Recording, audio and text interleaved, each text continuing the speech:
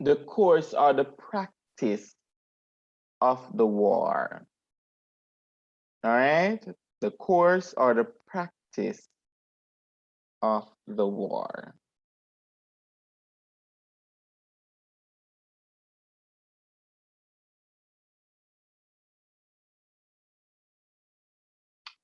Give me a second.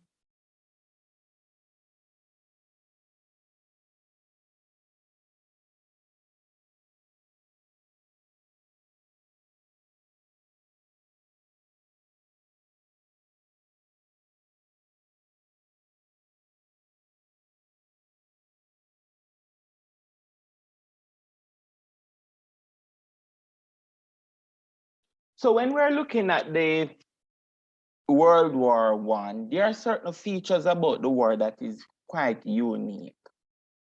It's World War One is not like the Second World War where you had airplanes, people flying using airplanes and bombs and nuclear weapons and all of these different stuff.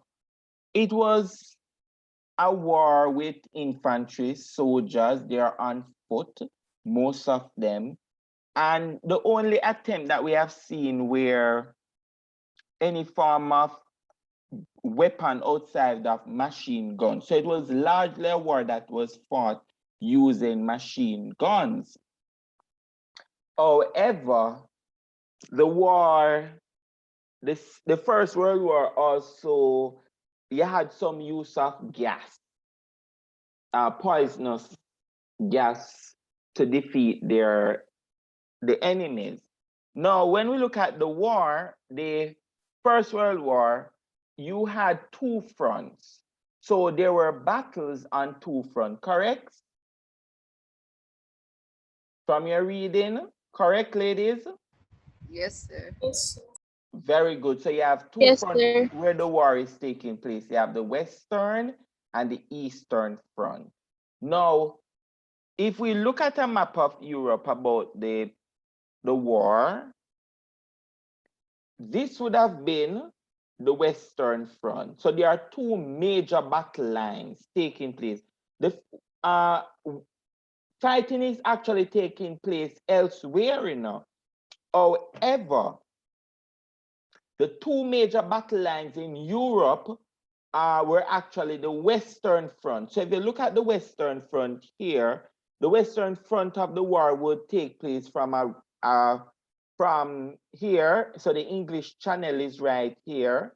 So just like how you have the Caribbean Sea, the English Channel is a sea, which is right here. So all I hear is called the English Channel.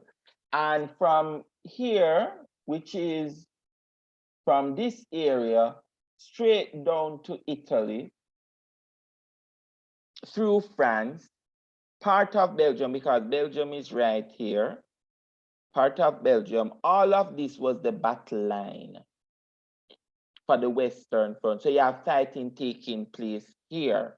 What fighting taking place here? You have German troops attacking France,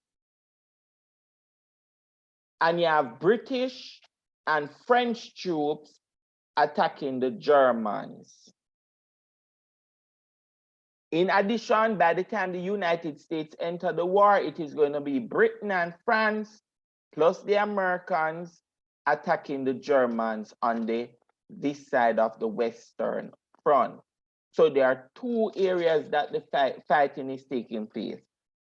It's the Western Front and the Eastern Front. Now, on the Eastern Front, you had Germany attacking Russia, Russia attacking Germany.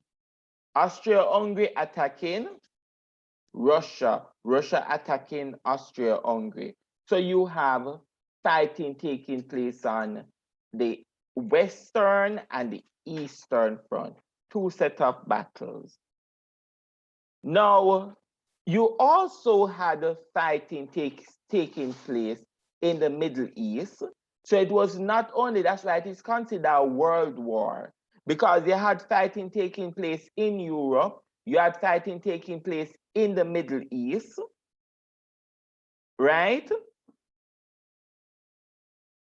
And you also had fighting taking place in the Balkan region, which is this area, because Austria-Hungary attacking Serbia.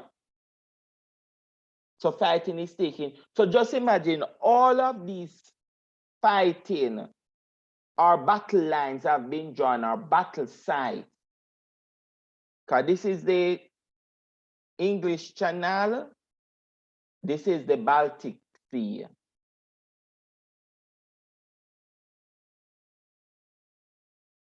So we are seeing fighting taking place in the Balkan region, Austria-Hungary attacking Serbia, Russia attacking Germany, Germany attacking Russia. Battle line from the Baltic Sea straight down until we reach this area, which is the Black Sea. So this is where the eastern boundary is, from the Baltic Sea to the Black Sea. And we know who control the Black Sea. Which territory control the Black Sea? It would be?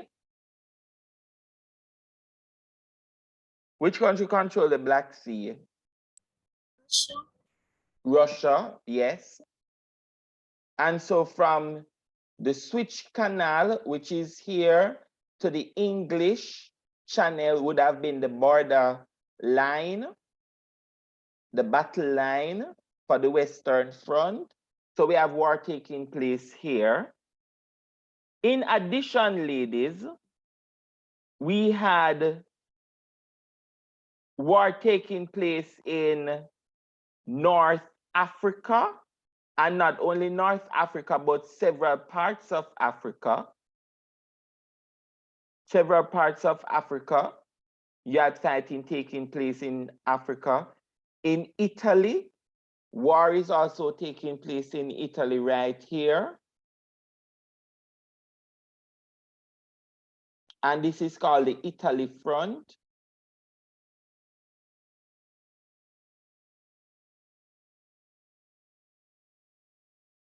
So war is taking place here. And not only that, we have war taking place in the sea. So all of these areas, the Black Sea, the Mediterranean Sea, the Adriatic Sea, the Baltic Sea, the North Sea, the English Channel, the Atlantic Ocean. War is also taking place in all of these areas. All of these seas and ocean, well, one ocean, the Atlantic Ocean, and all of these different seas are actually having conflict. Another thing about the First World War is that most of the war took place in the trenches. So what they're going to do is that they're going to dig trenches, and they are going to along the different fronts. So you have the Western Front here, the Eastern Front, you have the Italian Front right here. And so you have trenches being dug along this area. And so they are staying in that part, and they are fighting each other through the trenches. Let us show you some pictures of the trenches.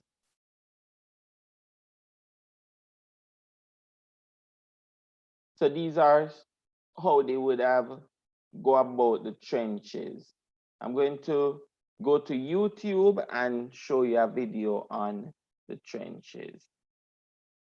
I pray that the internet doesn't fail me. Ladies, you're with me, you're understanding what is taking place in terms of the conflict and where the battle lines were drawn. Yes, sir. Yes, sir. Okay.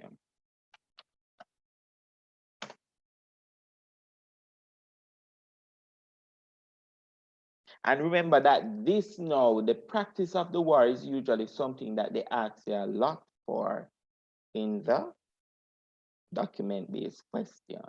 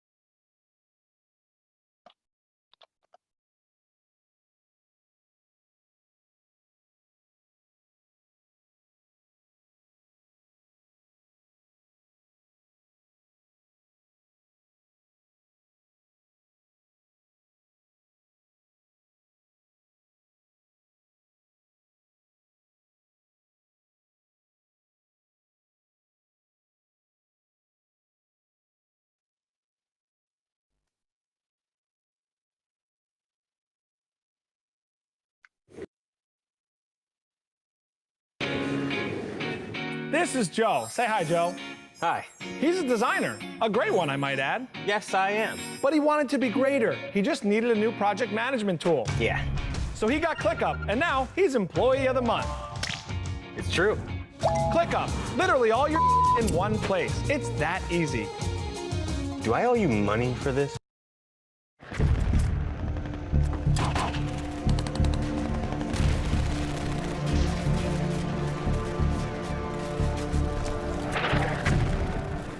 Life in a trench, I'd like to explain in one word: horrific.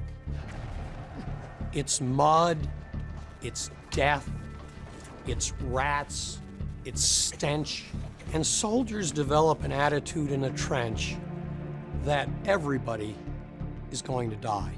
Life in the trench was abysmal. There were several lines of trenches, and the front line trenches, of course, were the most dangerous because they were constantly under fire. Into thee!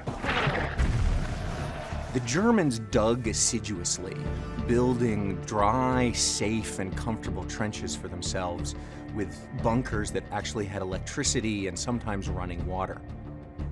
The British and French, who were convinced that they were never going to be there for that long, didn't spend nearly the same effort. And so their trenches tended to be muddy and wet and not that safe.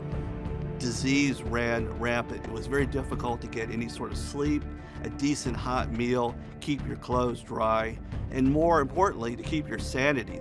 There were so many health problems of just simple disease that took much more men out of combat than direct fire.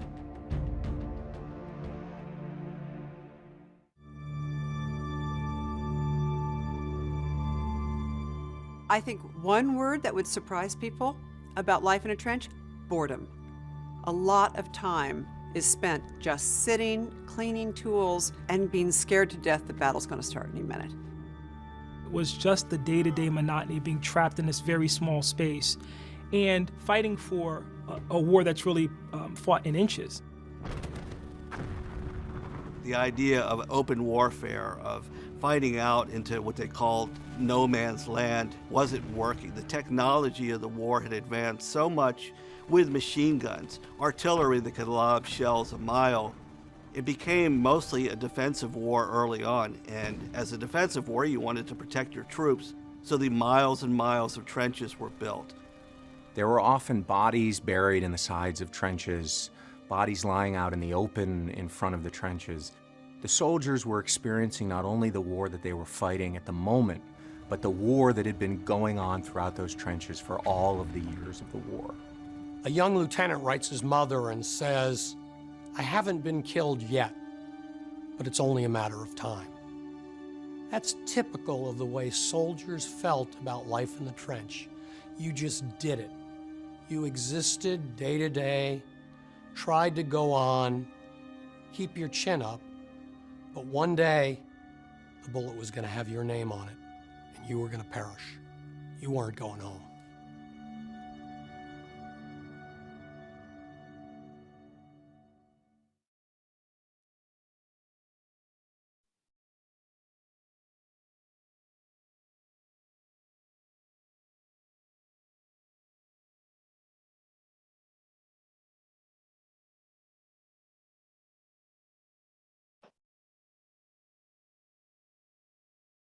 All right, ladies. So that gives you an idea about life in the trenches. We're gonna go back. We're coming back to the trenches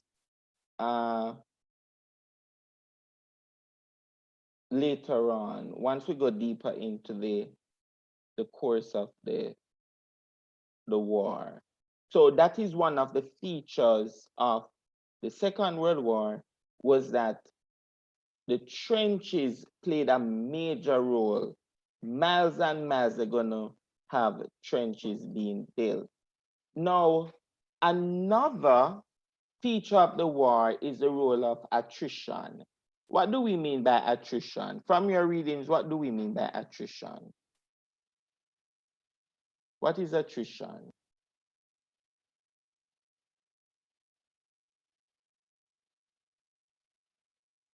Attrition. Nobody? All right. Eccleston, you can read attrition for me, please. What is attrition? Attrition is the process of wearing down the enemy by steady killing with large armies and artillery. This is to cause losses of manpower and resources. All right. So, basically, thank you very much, Eccleston. So another feature of attrition is that they're trying to, two things that is taking place is they have large armies and weaponry going in, and they're using the armies and the weapons to destroy both the manpower, that is those fighting, and also the resources. Resources, stopping food from getting into their enemy's country. So for example, Germany had quite a lot of ships attacking British merchant ships in the North Sea. So they are stopping food, which is coming from the Caribbean and the America, the United States and other parts of the British Empire from coming into Britain. So you have wearing down, because if you can stop them from getting food and war supply in Britain, then France wouldn't get any war supply, Britain would not, and so Germany would have an advantage. So you're attacking in the North Sea and the English Channel and also in the Atlantic. Now, the Austria-Hungary is also attacking Russia in the Black Sea. And there's also war taking place in the Baltic Sea, where they are trying to prevent goods trade. Goods, for example, like what we call it now, guns and ammunitions and board, certain types of board that they use to make weapons and all of these different stuff from coming into the area. All right, ladies? So that is another feature of the war. Another feature is that there is a strong reliance on public support. You need the support from the public, because if you're not getting the support from the public, you're not spreading propaganda about war. People is not going to send their son, and their son is not going to enlist for the army. So there's a lot of support from the public. And in the First World War, the people in the First World War, they are supporting it. Years ago, I met a man, I think his name was Goldborn. I think Goldborn. I can't remember his first. I think he's Lee. old man, and he said to me that he's from originally from Jamaica, and he went to live in Cayman in the 1930s. And he spoke, in glorious terms about the Second World War. And he said, one of the things he said to me, because he supported the war, this Second World War, and he said he preached a sermon. And he told me the date when he preached a sermon. And he said that he preached a sermon, and the title of the sermon was Hitler Will Not Win the War. Now, this is a church. He's well, at the time he was I think he was a pastor. I'm not sure if he was a pastor or elder of the church, but he was somebody who was in a big position in the church. And he said that every single week, the sermon was about Hitler. Hitler will not win the war. And the church is made up song, and that Hitler will not win the war, and God will make them victorious in the war. So there was strong public support, even in the colonist places like Jamaica and the Cayman Islands.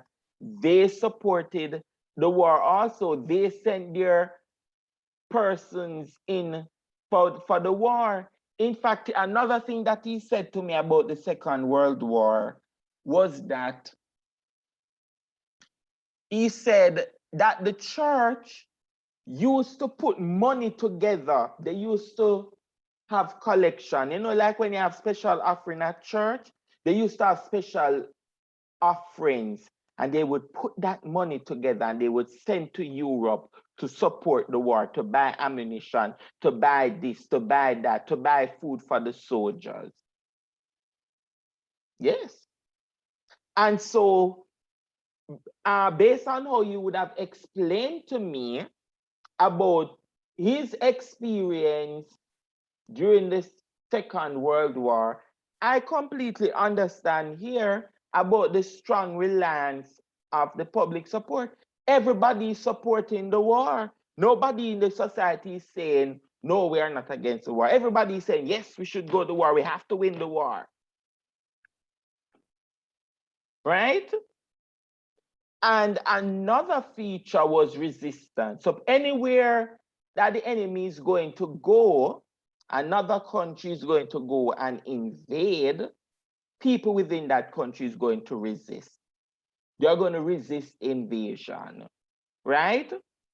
And then you're going to see larger armies like you have never seen before for the First World War. Quite a lot of people, they're going to die. And once the war is taking place, the state, each country is going to control the people, just like how now we have a pandemic and the government has been controlling the people, telling us where to go, how to go, when to go, what to buy, how to buy, what to do, what not to do. That level of state control where we don't have any freedom, right? Is the same thing would have happened in the First World War. The state is going to control the people and the resources. A lot of state control. So if, for example, you realize that sugar is going to be scarce, different governments going to put restriction on that. Mahogany wood was actually used to make weapons, guns. The stock of the guns, mahogany was used to make the gun stocks. And so there was restriction on mahogany. So Caribbean countries, Britain put a rule on Caribbean countries that you could not send mahogany to other countries. Only Britain alone you could send it. So there was a monopoly on mahogany. The same thing in Britain. They said you can't use the mahogany to make furnitures because we need the mahogany to make gun stocks. So the state is putting restriction on certain resources that they need for war, and restriction, in fact, they are going to force females to leave the homes to take on certain jobs that one time females were not allowed to do certain jobs. Right now, they're going to allow them to go in and do the job because most of the males are at war. Females are going to be forced to go in to the field as nurses.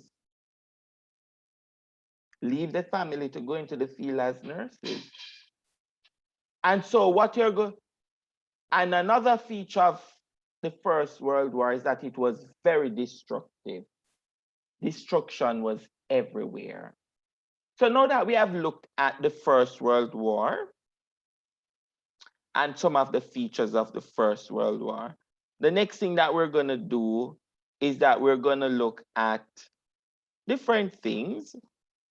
And one of that is going to be a timeline. So it's a timeline from a textbook. And so let us see what is going to take place. All the declaration that is taking place, right? So the first declaration that took place was July the 28th, 1914.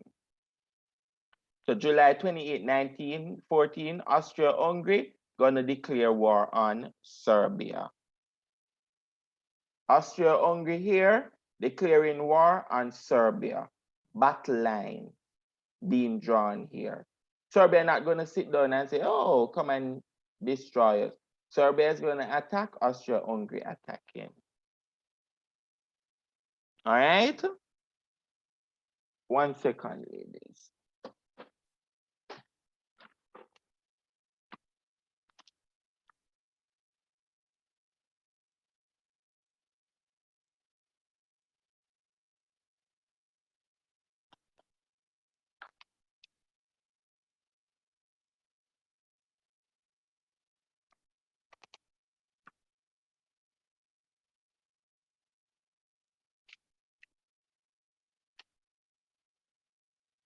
So we're actually going to look at 2 times then. So that is the first thing that happened.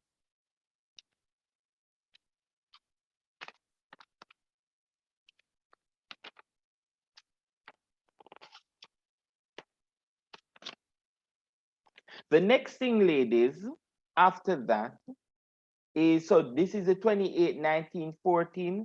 By the 1st of August, Germany, so once Austria-Hungary declare war on Serbia, Russia is going to start to what? What Russia is going to do? Start to mobilize its forces. Very good. So Russia is going to mobilize its forces, and then Germany is going to say, Russia, how you are so quick? Hello? Demobilize your force. Russia said, no, I'm not going to do that. And so Germany declares war on Russia. Germany declares war on Germany here, declares war on Russia, which is here. Battle line, Germany start to go into Russia, Russia starting to attack. Battle line being drawn here. Next, once Russia is being attacked, Germany is going to implement what plan? What plan they had? Plan. They? Shifting plan. The shifting plan. And so what they're going to do is that Germany is going to declare war on France, and they're going to start to implement that plan. We're going to look at the plan soon. Once Germany declares war on France by the 3rd, you realize how things is taking place rapidly? By the 4th of August, Germany declares war on Belgium, because in order to carry out their plan, German plan, the shifting plan, if we look at this plan, let us look at it and then Go ahead for me. Let us see. I talked Collins already, and Collins, McCoy spoke already. Eccleston. Gabriel. Gabriel Davis, you're here? Yes, I'm here. Sorry, my internet was giving me a bit of trouble. Read what was the shifting plan. The plan was to invade France through Belgium, encircling Paris, French troops and poisonous gas as weapons. This plan dominated the early stages of the war. Very good. So the plan was, Germany said, instead of attacking from this end, let us attack Germany through Belgium, go into Belgium, and the first thing we need to do, encircle Paris so we can capture the capital city of France. Very important, because if you capture the capital city of France, then you capture the entire country, because France is the seat of governance. If you capture the capital city, then guess what? You're good to go. And so what we're going to see taking place here, Germany is going to declare war on Belgium. They are going to invade Belgium and start to attack France. So they are declaring war. We're coming back to that plan. So we see that they implement the plan by declaring war on France. And so in order to carry out their shifting plan, the first thing they do, the next thing they do, the following day was to declare war on Belgium. And Britain now realized that two of her allied countries, Russia and France, they're under attack. So Britain declared war on Germany on the same day. And then followed by the 6th of August, Austria-Hungary declared war on Germany. Sorry, Austria-Hungary declared war on Russia. And you see how long and then Serbia declares war on Germany, because Germany is now helping Austria-Hungary to invade Serbia, German troops. So there is a lot of declaration of war taking place here. And then I don't know if France was timid, but our France was fearful. I think deep in the French people's heart, they were fearful of Germany. You had that feeling? Anybody from studying the war? Yes, sir. I think so too. Yeah. Yes, sir. It seems as if the French were very fearful of the Germans, because, go ahead for me, Dijane. French were I think basically giving them. Dijane, fix your mic a little for me, please. You're not clear. Sir, you hear me better? Yes. So I was saying that I think the French were soft, giving their nature and giving their culture. I think they are very soft. They're not really like violent like Germany or Russia. Yes. They were so, I don't know, but look how long Germany declared war on France, the 3rd of August. And it took them until the 12th of August to declare war on Germany. No, they had no idea about the shifting plan. No idea at all about it. No country had any idea about it. Right? So we are seeing declaration taking place. Next. Then after that, by the 12th, you have Britain is Britain and her empire, and you notice they use Britain and her empire, her empire. So her empire, that's why it's a total war, because her empire includes the Caribbean, little Jamaica, little Grenada, little Barbados, little Cayman Islands, little Turks, right? Little St. Vincent. They are sending troops to Britain to help with the war. Her empire also included France, not France, parts of Africa. Her empire also included Australia. So all of these areas, her colonies, are sending troops to help the mother country, Britain, to fight against our enemies. And so Britain is now declaring war on Austria-Hungary. And by the 23rd, Japan, I don't know where Japan comes from, no? Japan now, but Japan was always a little fearful of Germany.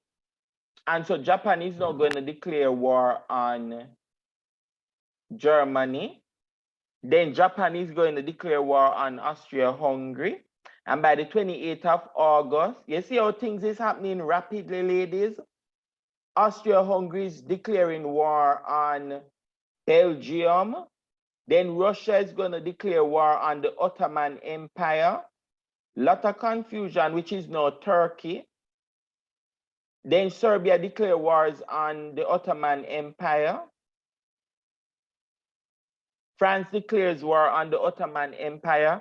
Britain is going to declare war on the Ottoman Empire, which is in the Middle East. So we are seeing the Middle East, part of Europe, because the Ottoman Empire, you have two sides to the Ottoman Empire, which is Turkey today, modern day Turkey. You have it part of Europe and it's part of Asia, right? So you have war being declaring. Italy declares war on Austria-Hungary. Italy declares war on the Ottoman Empire. But it seems like everybody against the Ottoman Empire, because it seems like the Ottoman Empire was fighting a war by themselves. Then Italy declares war on Germany. Bulgaria declares war on Serbia. Confusion. Britain and her empire declare war on Bulgaria. France declares war on Bulgaria. Italy declares war on Bulgaria. Russia declares war on Bulgaria. Quite a lot of declaration and quite a lot of attacks taking place all over.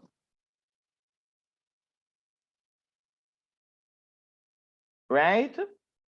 This was the 16th. So we are now at the 1916. Germany declares war on Portugal, right? Sorry, quick question. Go ahead. I don't know if you stated this before, but why was Bulgaria such a common enemy? Because I'm noticing from the timeline that these countries all declared war on Bulgaria. It seems as if for Bulgaria, where I can get a map here, everybody is declaring war on Bulgaria, which is right here. And it seems as if the reason for Bulgaria is because of her access. She also has some level of control to the Black Sea. And maybe she had a neutral stance on the war, but she was forced into it because originally it is thought that Bulgaria would have gone ahead to support Serbia, and she did not support Serbia. She did not. And she seems to refuse Russian to enter from this end to go in to support Serbia from Austria-Hungary. And so that's one of the reasons why everybody, France declared, this person declared, that person declared that, because Bulgaria at the time took a neutral stance when it comes to the war. And people don't like Sir? when, go ahead. But other countries also took neutral stances. Yeah, other countries took neutral stance when it comes to the war, like Spain.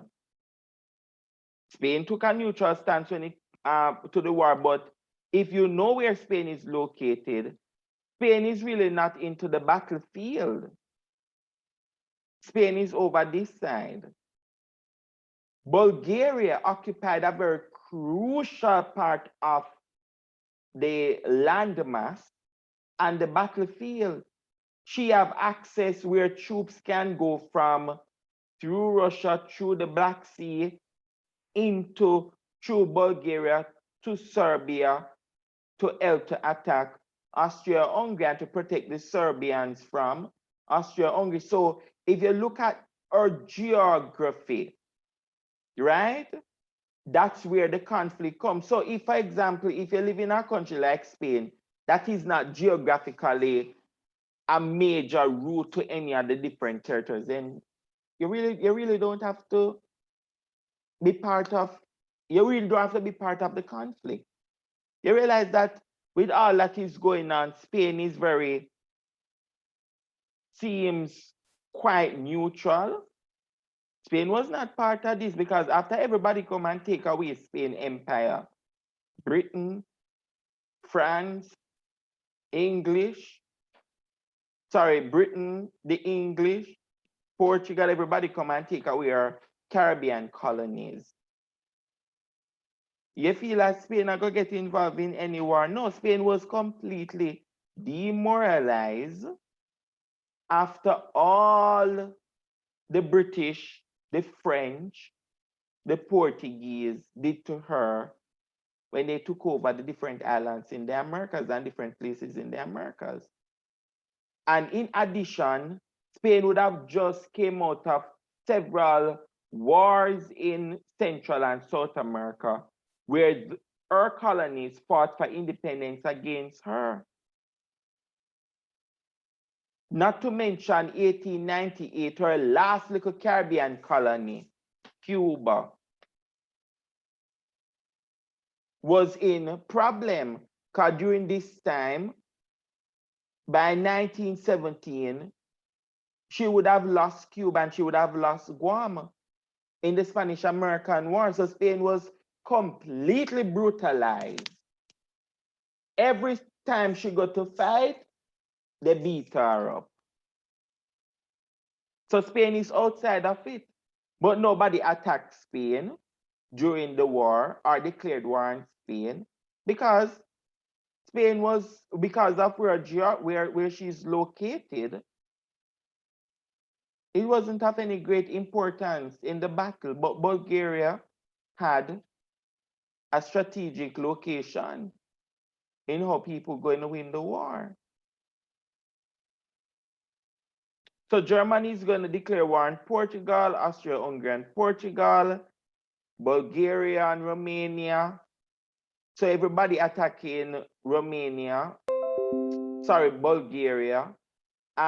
Then the United States going to enter the war now in 1917, the 6th of April. Seems like Easter. Seems like around Easter weekend. Jesus came and he saved the world. Christians praying. And the United States declare war on Germany. Greece declares war on the Central Power. China declare war on Germany. China declare war on Austria-Hungary. United States declare war on Austria-Hungary. So we are seeing a lot of declarations taking place. And if we look at the newspapers, ladies, of this period, this is an example of a newspaper. First day you get up in the morning, August 1st. Germany declares war. Germany and France mobilize. Ultimatum to France extended. Seems as if things going on in Europe. This is a newspaper. And if you look at the newspapers throughout this period, you're seeing where there's a lot of declaration taking place one after the other, right? Now, the first thing, ladies, we would have looked at, so that is all the declaration. So let us look at some other parts of the war where all we would have looked at thus far is the declaration. So we need to know where the war happening, where fighting happening and guns firing and all the different excitement. So the first thing we have the assassination of Archduke Franz Ferdinand, 14, right, 1914. Then our first battle that is going to take place is going to be the Battle of the Frontiers or the Battle of Tannenberg. Now let us show you where Tannenberg is. That's the first battle line. So Tannenberg is right here. So Tannenberg, the Battle of Tannenberg, that is right here. That's where, so Tannenberg was actually a city in Germany, and that's where the battle is going to, you're going to have the battle taking place here. And this is on the Eastern Front.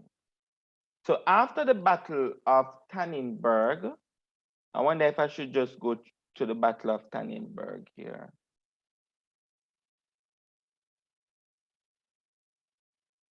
All right, so somebody read this for me, please.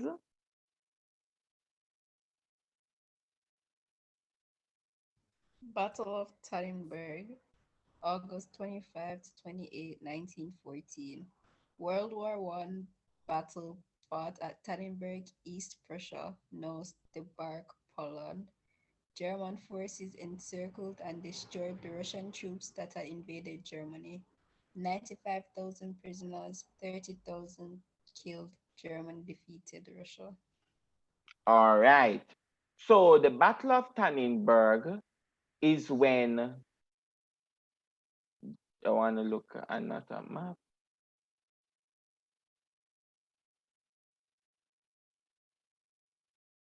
The Battle of Tannenberg. So Russia now, as I tell you, I don't know if Russia was a little bit too, she wanted to prove herself. Let us say that.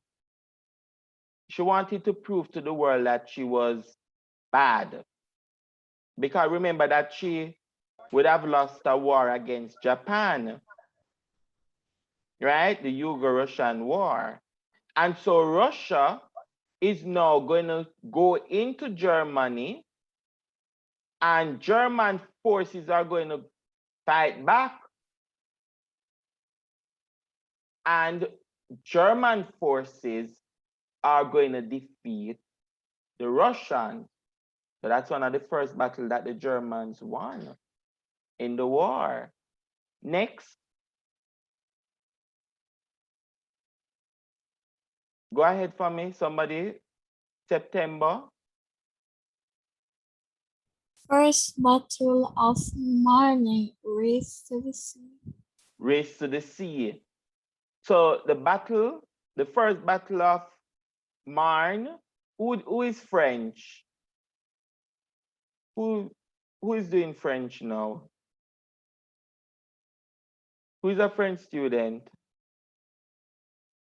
Nobody?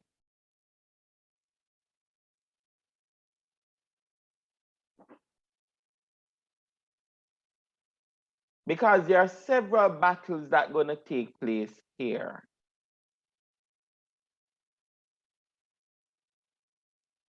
So the Marne, which is right here, look at it. So Marne is a river that actually runs to Paris. That's where one of the rivers that Paris gets its water from. So you're going to have a battle line being drawn here. Let us look at, and there are several different battles of Marne, but here was a major, the first one that happened in 1914. Let us look at what took place.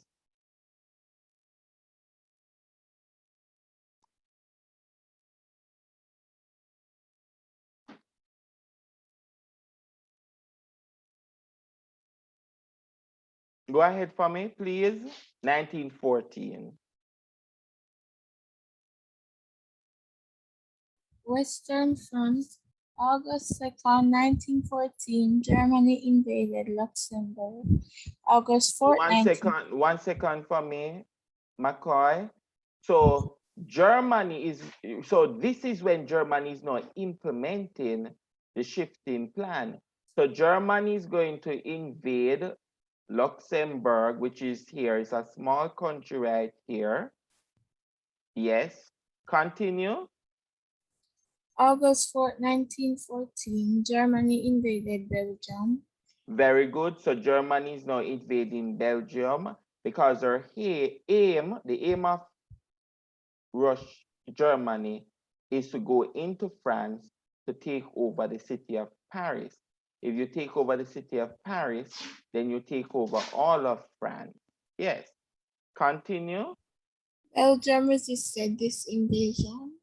Continue. September 5th, 1914, Germany conquered Belgium, took over much of northern France, 3 miles from Paris.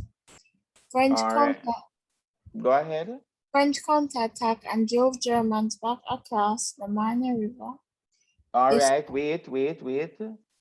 So this is the river right here.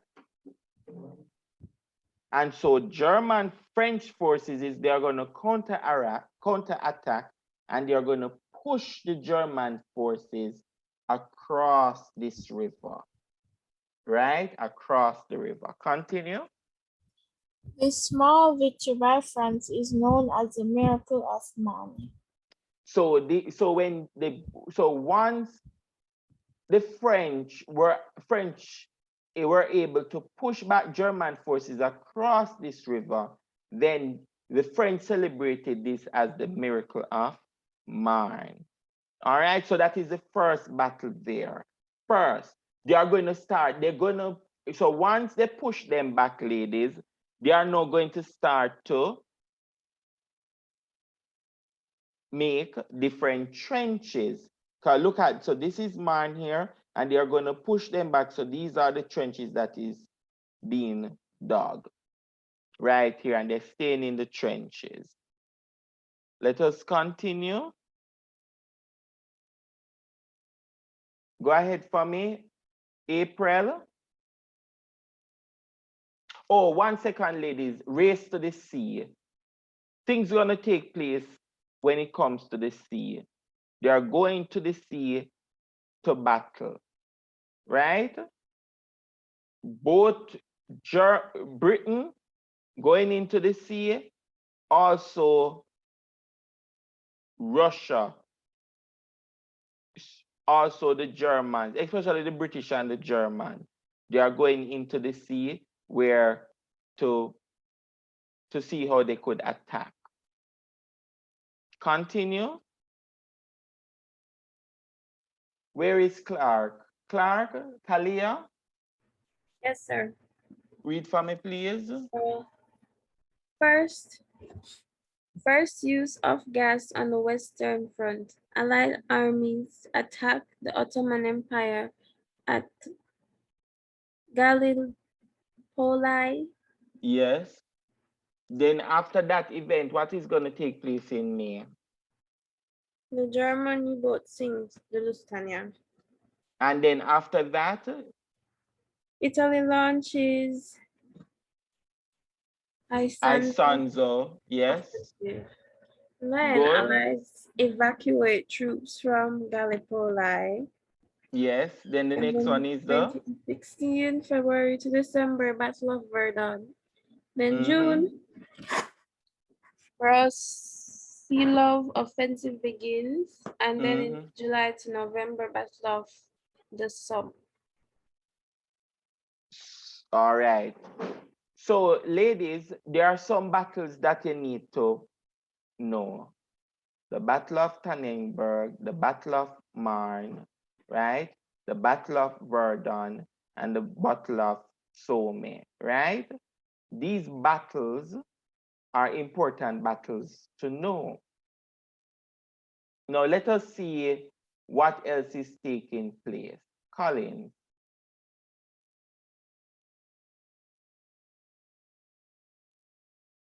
Collins, you're here?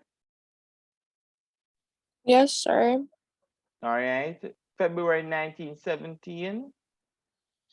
Germany resumes unrestricted submarine warfare. U.S. receives copy of Zimmermann telegram. What was that telegram about, ladies? Sir, was it like I think Germany trying to get Mexico to join the side? Was it that? You're asking or you're telling me? I'm telling you it was that. Okay, so repeat what it Sir, was. to add to what Dejela was saying, Yes. Germany wanted to form an alliance with Mexico Mm-hmm.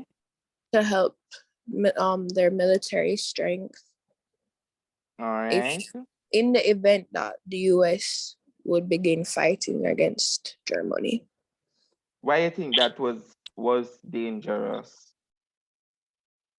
Why you think the US thought that was dangerous? Because Mexico is right in their backyard, so that would be a very big advantage that Germany would have. All right. Why you think that Germany would want to attack the US?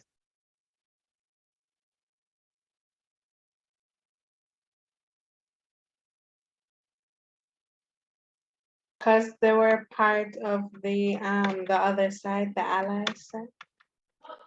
Hmm? They weren't part of it yet, but they were secretly doing what? Supporting them by sending what? Supplies, food. They were So, aiding British with like food and supplies, resources. very good.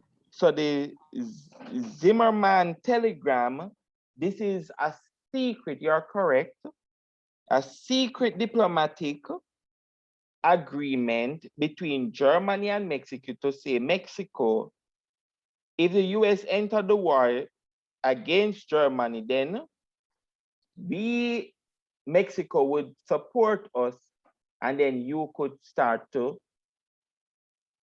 attack the US from your side. All right, next, very good, Talia.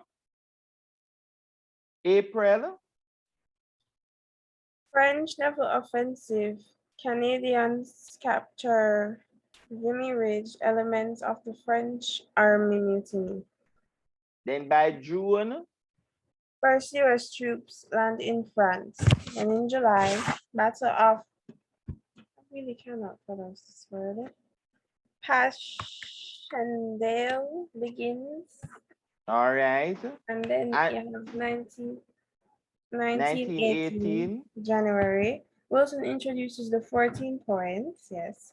Then March, Soviets sign Treaty of Brest-Litovsk with Germany. Germany launches spring offensives. Then in August, Allies launch Amiens offensive. And in October, Ottoman Empire concludes separate peace with Allies. And then November, Kaiser Wilhelm II abdicates, Allies, and Germany signs armistice. All right. So we see while the First World War is taking place, problem going on in where? Tsar Nicholas II is what? What's taking Russian, place? sir. Russian. So while the First World War is going on, the Russian Revolution is taking place, because if Russia is getting beaten left, right, and center, right? People beating, all the countries beating Russia, then it is clear, it's clear that they're not going to get the public support, and then people in Russia hungry. So you're going to fight war and people in Russia hungry. Why you take upon yourself to say and in fact, nobody told you to mobilize. That's what the Russians saying, you know. Nobody said to you to mobilize forces. You're enough to the Tsar. You're inquisitive. Because guess what? You could have just allowed Austria-Hungary to go and sort out Serbia. You never have to go and mobilize as they hear that. What you want to prove to the world, and we in Russia, we are hungry, we're underdeveloped. Out of all the colonies, out of all the European countries, we are the most underdeveloped European country. We have no colonies, we own nothing. Backward Russia. And yes, still you going to go war, so they're going to blame the czars in Russia. And so a revolution in Russia is taking place while the First World War is World War coming to an end. Now, my question to you is the shifting plan. We know that Germany went in to attack Belgium, but their aim is to do this. But did the plan work? Were the German able to encircle France at any time?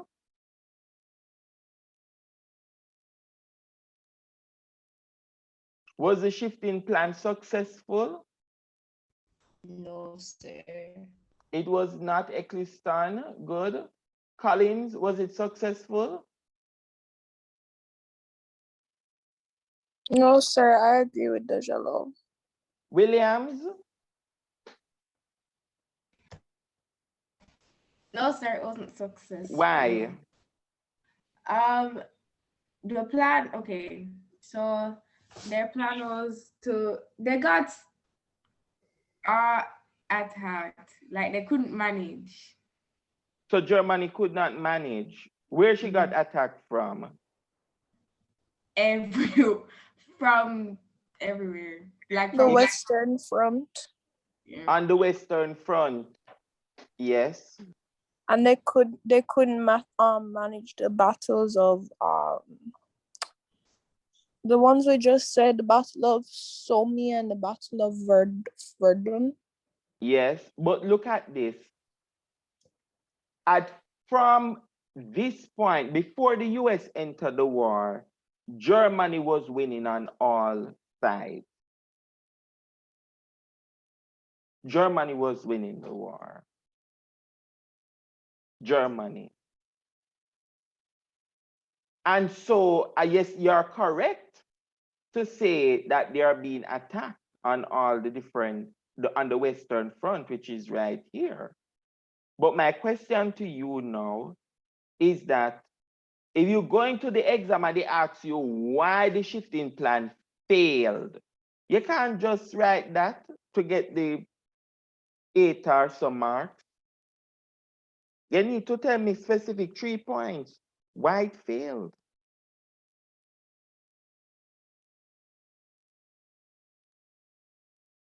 Louis?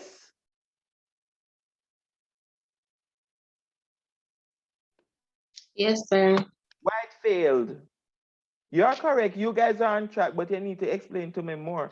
Why it failed? Look at the map and explain point 1, this is why it failed. Point 2, this is why it failed. Point 3, this is why it failed. Can't just tell me that this is history. You need to come up with supporting evidence. Why it failed, Louis? One reason why Germany's plan failed was because France was able to, though Germany was trying to encircle them, they were able to, using their troops, to attack Germany and push them back, despite their efforts to push them back across where? We did mention this, it's not coming to me right now. Push them back across the, so is it a particular river? Yeah, what's the name of the river? Somebody help her out, please. Because the Marne. The Marne River. Yes, the Marne River. They were able to push them back across the Marne River. And so could that be 1 point? That the troops were able to push back Germany? Yeah, so we could use to say, if you want to use a nice military term, you could say that France counter-attack. Part of the plan, they never expect France to counterattack them, but France did.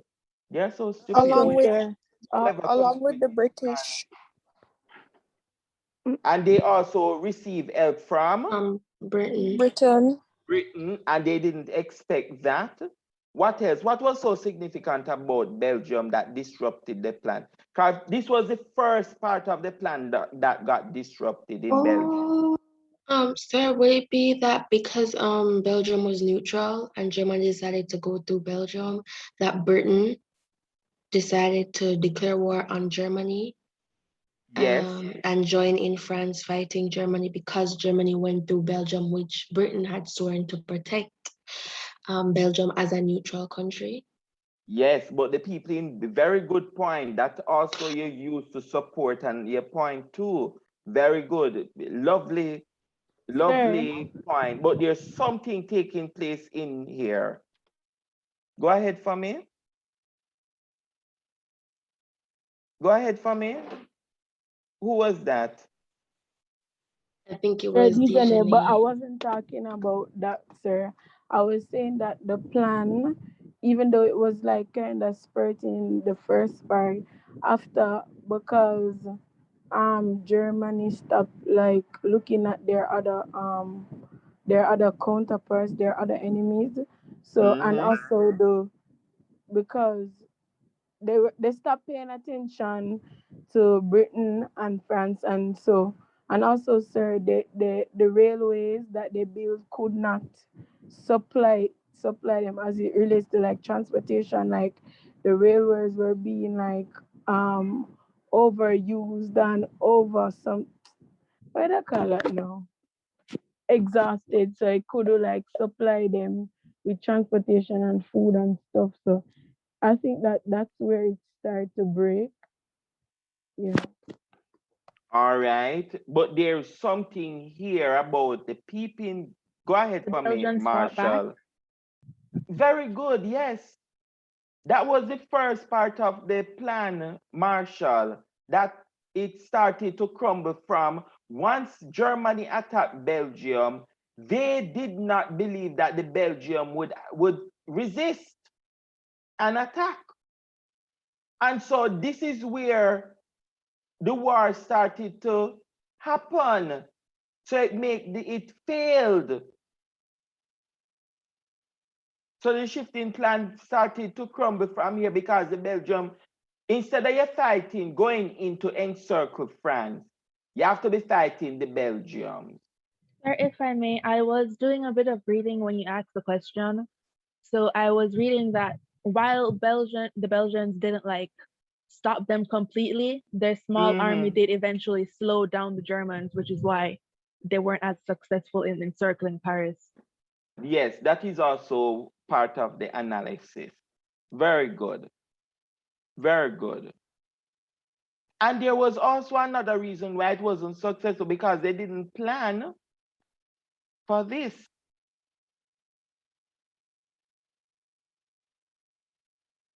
Because originally the plan was that you send all your troops through Belgium to encircle France, but you have another war taking place on this.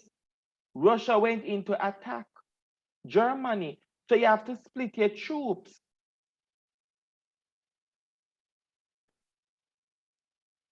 So instead of all your troops going in to attack France, I don't know why the Germans really not like the French. And then after that now, you have the Russians going in, so you have to split your troops. And so this also helped the plan to fail, because instead of putting all your troops here, you have to send your troops here. So it was a failed plan. Agree, ladies? Yes, sir. Yes, sir. Yes, sir. All right. So White failed. German faced unexpected resistance. But in Germany, in Belgium, sorry.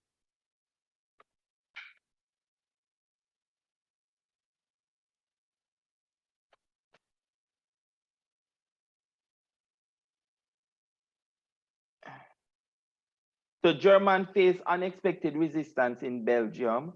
Then the British forces fought against the Germans, and also the hot weather during this period, it was because it was during the summer, it helped to slow down the progress of the plan, and they had unexpected appearance from the Russian, which created the Eastern Front. All right. So that covers it. So we look at Whitefield. We look at, so we would have looked at the Battle of Marne, 1914, which is a very important battle. Several battles. One of the sites that is going to take place here is that the US is going to invade Germany from the Marne River. And so that's one of the things why they're going to. And then after that, now you have Russia invaded Germany. I'm just giving a summary of some of the things that happened. Austria advancing to Serbia. Then we have the Battle of Tannenberg, right, which is on the Eastern Front. Then Race to the Sea, 1914. Let us look at some of the war that is taking place elsewhere in the colonies. Go ahead for me, Marshall. Race to the sea. During October and November, the two sides raced each other to the North Sea and the Channel ports, each attempting to outflank the other. British expeditionary forces lost 50,000 men at Ypres, Belgium. Both sides settled down to digging intricate systems of trenches. Britain attacked Germany's colonies in Southwest Africa, East and West Africa. By November 1918, most of German colonies were taken away by Britain. All right. So that's one of the reasons why we consider it a total war, because we're seeing Britain is going into Germany to attack German colonies, the Southwest Africa, East Africa, and also West Africa. Anywhere in Africa where Germany had colonies, Britain is going in. And that's how Britain is going to go in and take over part of South Africa in the war which took place there. Another thing, ladies, is that a major part of the, ladies, you're hearing me? Yes, sir. Yes, Yes, sir. sir. All right, good, good. A major part of the battles is that there was stalemate in the trenches. All right? Let us read what this historian has to say here. Go ahead for me, Marshall, just. By December 1914, the Western Front, a 600-mile battle line running from the English Canal to the Swiss border, was stabilized. It remained virtually unchanged until April 1918. Casualty lists swelled as the trench, the machine gun, and barbed wire came to dominate the battlefield. World History and Cultures, 1986. Good. Thank you very much. Now, this battle here that took place in August 8th to the 12th is a very important battle that you need to know. These are 8 important battles that you need to know. The Battle of Maine, right, comes straight down. Very, very important battle. Battles that you need to know what took 8 important battles, write them down, write down the dates, know what happened there for each of them. All right?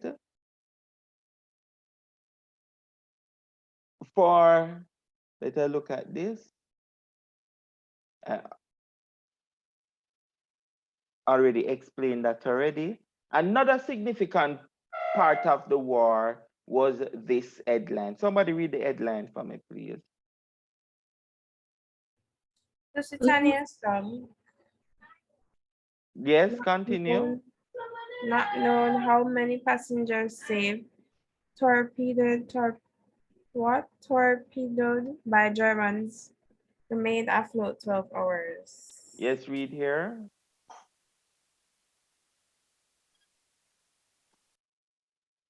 This side, ladies. The German U-boat torpedoed the British-owned steamship Lusitania, killing 1,195 people, including 123 Americans, on May 7, 1915. So this ship was carrying weapons from US for Britain. British persons were on the ship. Americans, 123 Americans died. And you know Americans not gonna allow people to just go ahead like that and just say, oh, you sink the ship, so what? Right? And so let us look why the US was upset. Read this for me, Savannah Ray. Yes, sir. Why did the sinking of the Lusitania upset the US? It was revealed that the Lusitania was carrying about 173 tons of war munitions for Britain, which the Germans cited was further justification for the attack. The United States eventually protested the action, and Germany apologized and pledged to end unrestricted submarine warfare. All right. So the Germany apologized, but as I tell you, that was it. This was the attack of the ship. It was all over the place. And then, before we go to this, the attack of the ship, there was a significant battle, two significant battles that happened after it was sunk. Because remember, the ship sunk in 1915, but the US did not enter the war until 1917. Go ahead for me, please. The Battle of Verdun. February 1916, the German attempted to crack the French line but failed. All right, so Germany tried to attack them through the trenches, but they would have failed. Next one. The Battle of Somme, July 1916. British and German forces tried to break the deadlock. British and French forces faced well-established German positions on the River of Somme in France. The Battle of Somme, 1st July to 18th of November 1916, was a joint operation between British and French forces, intended to achieve a decisive victory over the Germans on the Western Front after 18 months of trench deadlock. All right, so I'm going to play a video right now. 1 second.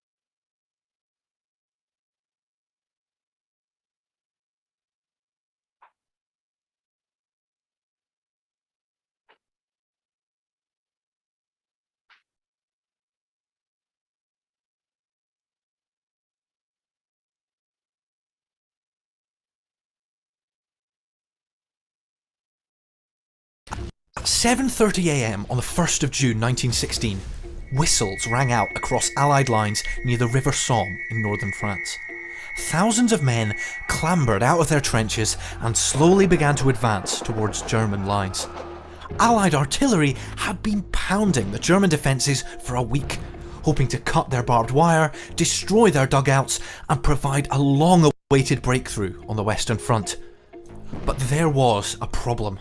The Germans were dug in deep, and many of the British shells were either duds which failed to explode, or shrapnel shells which did little to no damage. Allied soldiers anticipated limited resistance, but when the barrage lifted, German machine gunners emerged from their intact shelters and mowed down the oncoming British infantry in their thousands. That first day on the Battle of the Somme was the bloodiest day in British military history, with over 57,000 casualties. For many people, the story of the Somme ends there with unmitigated disaster. But the battle was by no means over. The British would go on to take another 360,000 casualties, the French over 200,000 and the Germans over 500,000 in a fight which would come to define the First World War. If you truly want to understand the Battle of the Somme, you need to look at the fighting beyond the first day. Before we do that though, a reminder to subscribe to the Imperial War Museum's YouTube channel for more videos just like this every 2 weeks. But of course, the Battle of the Somme is not just the 1st of July 1916. There's 142 days of action on the Somme, and the rest of the battle is not like the first day. Had it been like the first day, the British Army would almost cease to have existed. To understand the rest of the battle, we first need to understand why the battle was being fought in the first place. 1916 was set to be a big year for the Allies, with planned offensives on the Western, Eastern, Italian and Balkan fronts. Well, initially, the Somme is supposed to be a French-led campaign. So the French army under Joffre have decided to fight on the Somme because at the Somme River, the British and French armies meet. Haig, however, wants really to fight in Flanders, but that doesn't cut any ice with the French, and the French are the senior partner here, so the French drive Allied strategy. But when the Germans attacked at Verdun in February, the French army was sucked in to defend it, which changed the Allied plans.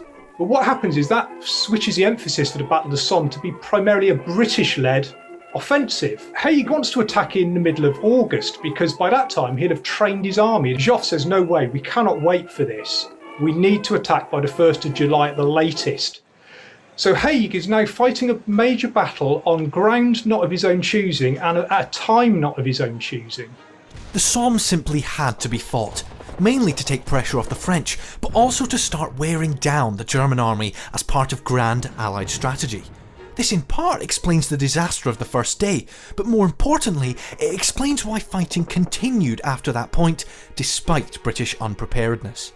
The British army is just not really ready for this battle. From Haig down, people lack experience. It's almost like turning a corner shop into Sainsbury's overnight. Where have you got the experience at all levels to run that organisation and to make that organisation function properly? You haven't. You have to learn. You have to learn on the job. Unfortunately, learning on the job at war, fighting a major battle, means you are going to take casualties, unfortunately. Remember, this is not the British Army of old. It's primarily made up of Kitchener's volunteers who signed up in 1914. And alongside them are troops of the Empire, Australians, Canadians, New Zealanders, South Africans, Indians and West Indians all played their part on the Somme. Australians famously at Pozières, they actually lose as many men at Pozières as they did in the Gallipoli campaign. There are also Indian cavalry. Indian cavalry make an attack, charge German machine guns near High Wood.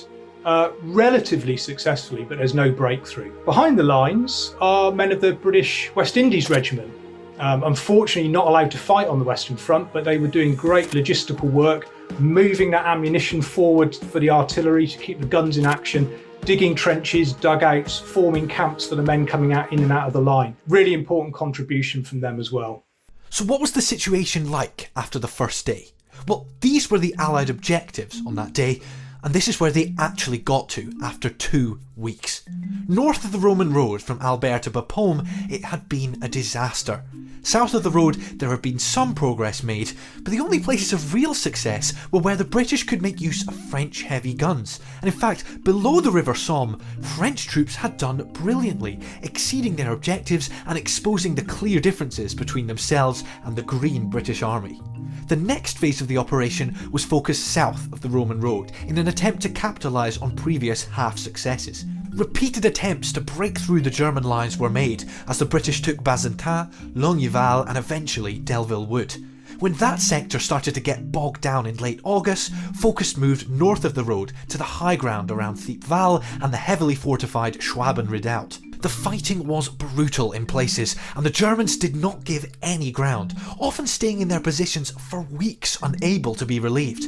But throughout their time, the British Army was learning how to fight a modern war. I mean, even on the first day, 18th Division, their divisional commander actually gets them to go into no man's land at night, lie down in no man's land lightly equipped, and as soon as the barrage lifts at 0 hour, rush across no man's land and take those German trenches. That works. They get in there and capture those trenches. They also move troops up at night and start to launch attacks at night. That happens in the middle of July into August, September. These experimentations were not army-wide.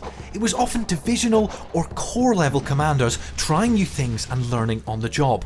Likewise, artillery tactics were also developing.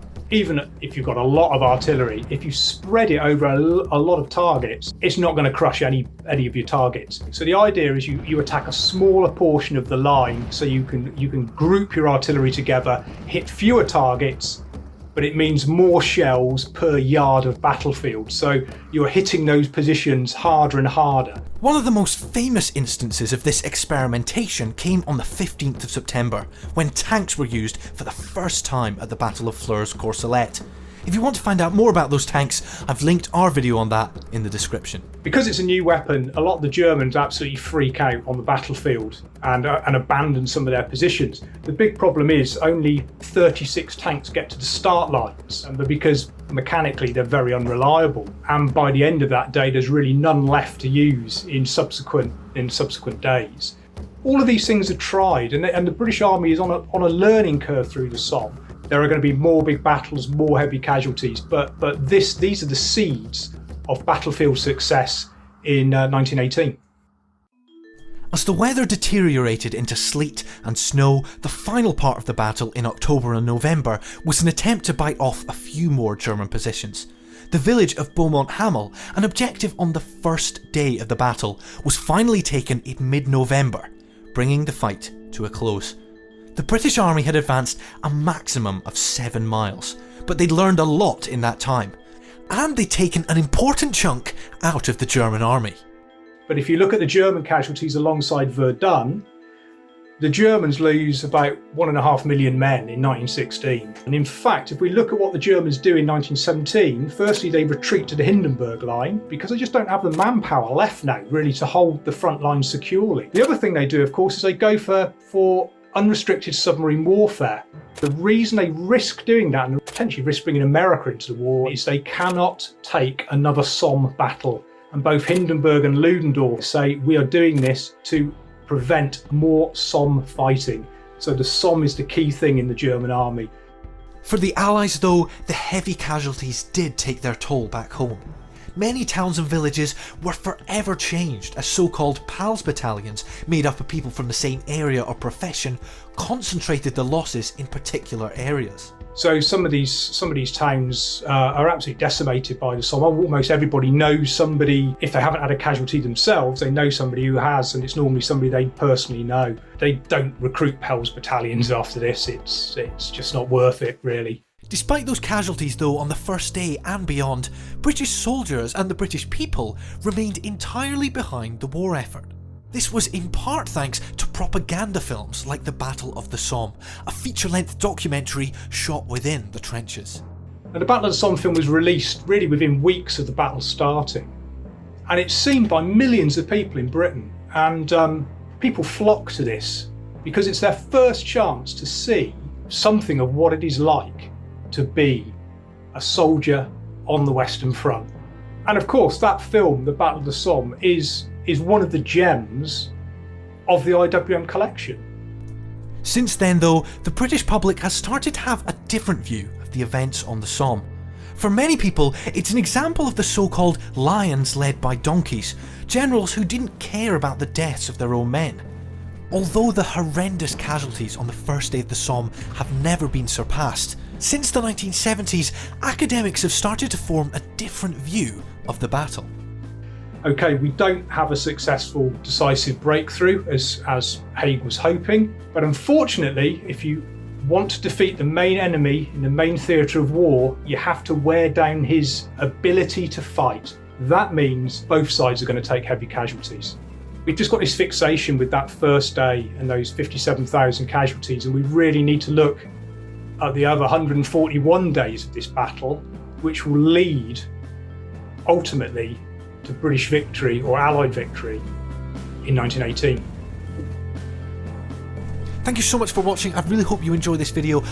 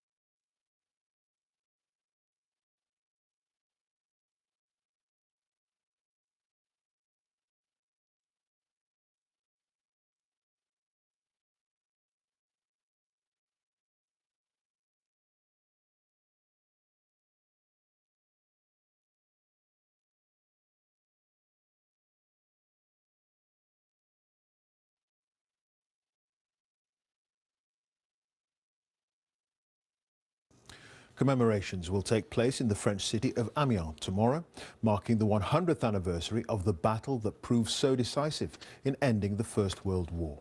Prince William and Theresa May will take part in a cathedral service there. Robert Hall has been looking at why the Battle of Amiens was so important to the outcome of the war.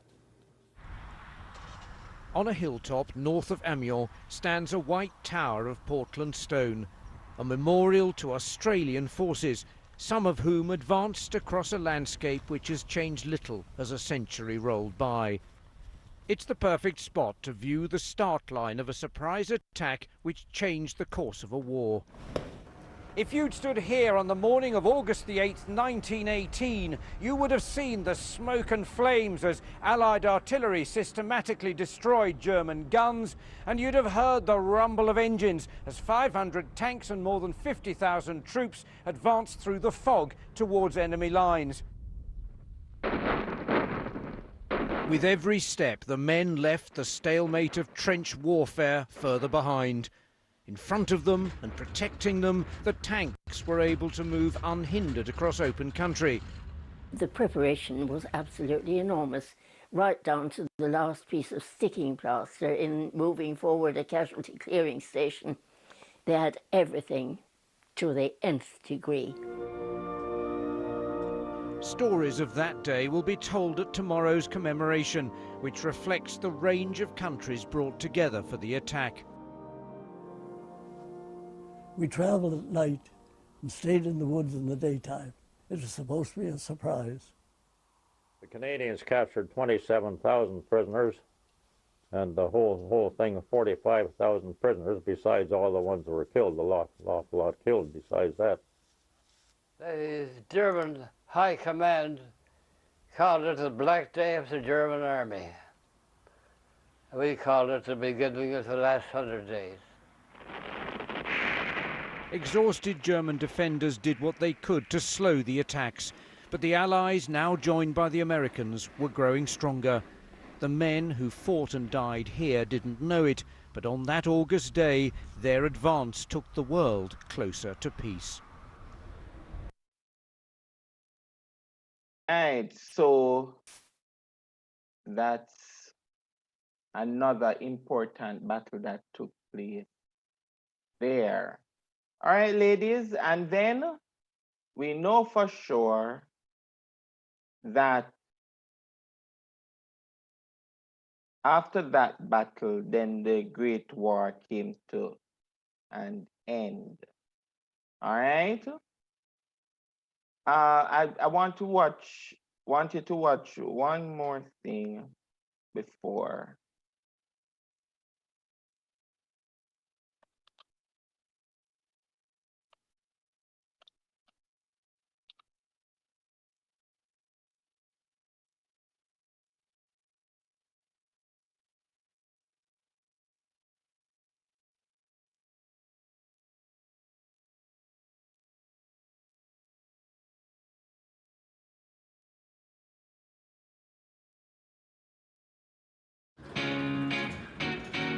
This is Joe. Say hi, Joe. Hi. He's a designer.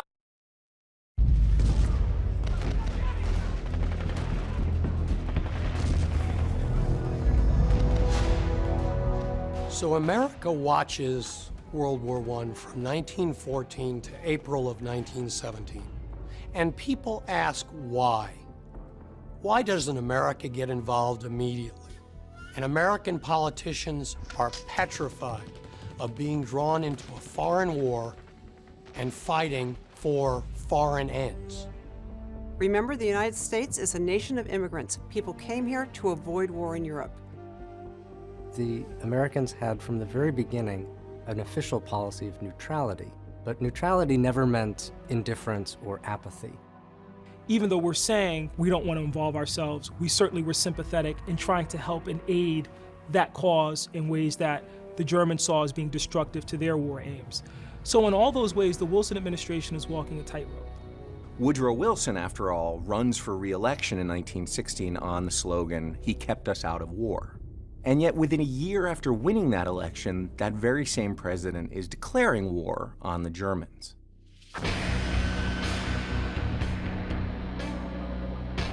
Ultimately, the triggering event that brings us into the war is Germany's decision to revive unrestricted submarine warfare. Added to that, the Germans had managed in a particularly ham-fisted way to try and recruit the Mexicans to come in on their side if America entered the war. And they had offered to return to the Mexicans all the lands they had lost in the 19th century to the US, Texas, New Mexico, Arizona. The Germans sent this offer to the Mexicans by telegram, Western Union, of all things. Only what they didn't realize was the Western Union office was in London. And so the British captured the telegram and promptly sent it to the US and released it in public. And that angered the American people so much that, combined with unrestricted submarine warfare, Wilson felt that he had to take the US into the war against Germany and Austro-Hungary.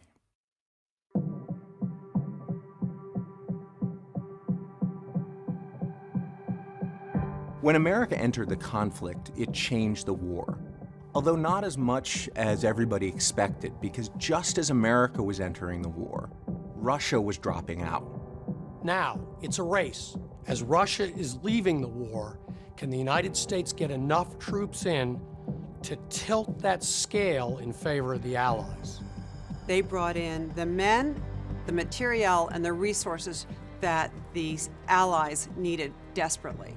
The French and the British were suffering a sense that the war was stalemated, that defeat might be coming, and the American commitment was a real shot in the arm for both political leaders and for ordinary soldiers in the trenches. Prior to the outbreak of World War I, America was recognized as a strong young nation.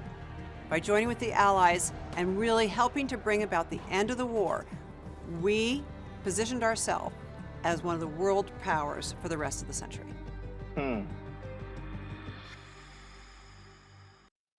Yes, position themselves for the rest of the century and even today.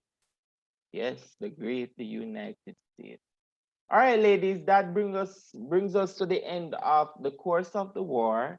We resume on Friday when we're going to look at the effects of the First World War. And next week, which is the week of the 11th to the 15th, I want us to look at the Russian Revolution. Then from then I want us Russian Rev. Then the next 2 weeks I want to look at next 2 weeks of October I want to look at World War I. I want to finish module 2 before November the 19th.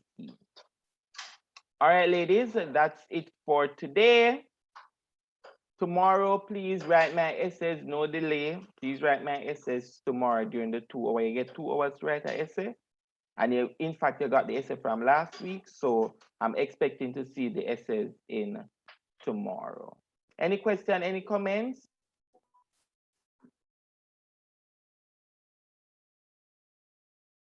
No question, no comments? All right, ladies. See you Friday morning and hope I will be checking in tomorrow for my essays. Bye-bye. Bye, sir. Bye.